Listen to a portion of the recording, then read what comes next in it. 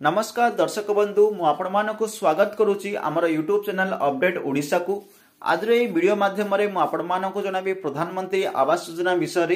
प्रधानमंत्री आवास योजना को नहीं गोटे नुआ अपडेट आसी तो से विषय आज वीडियो जाना तो चलतु आज वीडियो को आरंभ करवा एवं प्रधानमंत्री आवास योजना को नहीं कौन अपडेट रही से विषय डिटेल्स जानवा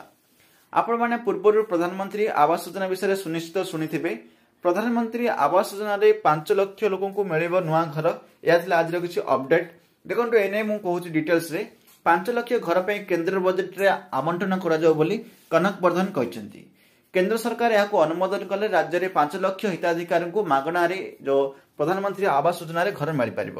प्रधानमंत्री आवास योजना क्यों को मिलते जो मैंने गोटे घर तैयारी आर्थिक दृष्टि सक्षम नुहति से योजना लाभ मिलता है ए योजना को आपने एप्लाय करेंगे एप्लाय कलापर आप एलिजिबिलिटी होती योजना लाभ उठाई पारे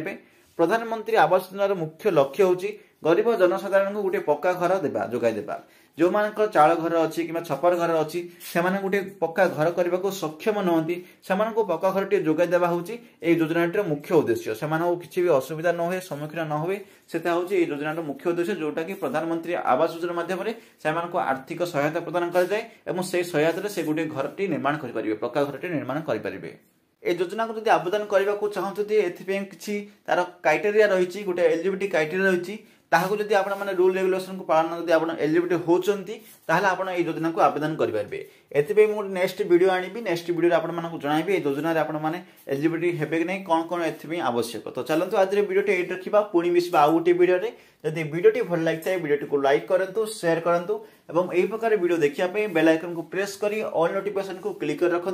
ताहले आगामी वीडियो नोटिफिकेशन आपण पाखक सुनिश्चित मिल पार तो चलते आज वीडियो ये रखा पुणी मिसवा आउ गोटे वीडियो आउ गोटे टॉपिक ने से विदाय दिंतु जय हिंद वंदे मातरम।